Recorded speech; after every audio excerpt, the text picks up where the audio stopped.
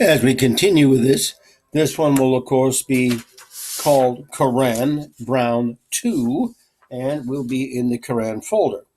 Now, before we actually get to a Quran book itself, we will continue in Norman O. Brown for two reasons. Number one, he writes a little bit about Docetism and Gnosticism.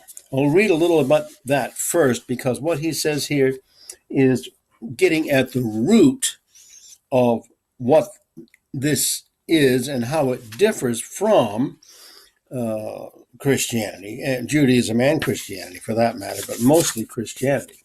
So what he says here is Gnosticism, Docetism is an alternative to incarnation. Now, remember that. That's very important. What do Christians think of Jesus, who is in the Gospel of John, was the Word, was God and was living with God, but he became incarnated, that is to say, he became God in person, in the flesh, in a particular form, and that was called incarnation. Now, here he says, this is Norman O. Brown, Jesus is a manifestation of God on earth, but not an incarnation. Jesus is a prophet. Mohammed is a prophet. And prophecy is the mode in which the divine and the human miraculously meet. There is indeed a miraculous conjunction of the divine and human, but its mode of conjunction is prophecy. In prophecy, God reveals himself.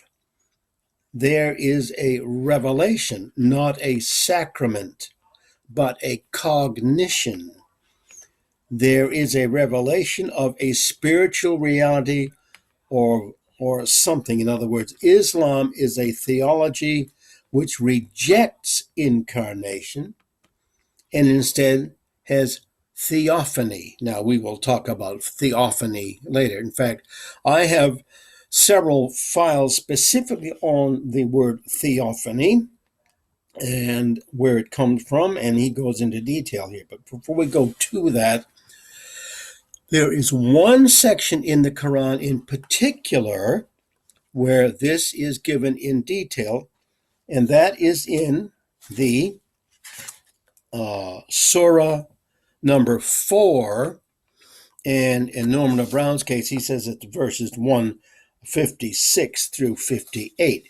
Now, I am going to read you the translation that Norman O. Brown uses, or he may have translated it himself.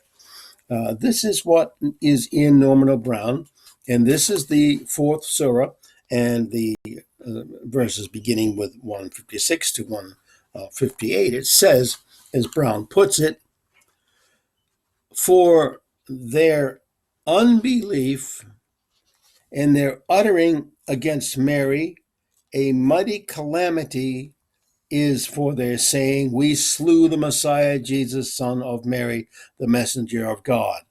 Yet they did not slay him, nor did they crucify him. Only an appearance of that was shown to them. Those who are at variance concerning him surely are in doubt about him. They have no knowledge and only follow opinion, but they certainly did not kill him, nor indeed, no, indeed, God raised him up to himself. God is almighty, all wise. Now, that is the translation used in here. Now, you notice the important thing in here, that what happened to Jesus was shown as an appearance. That is to say, whether it happened or not can't be known because it was only an appearance. It wasn't what actually happened. Now, that is one translation of that. The next translation I am going to use in here comes from the great scholar on language, Thomas Cleary.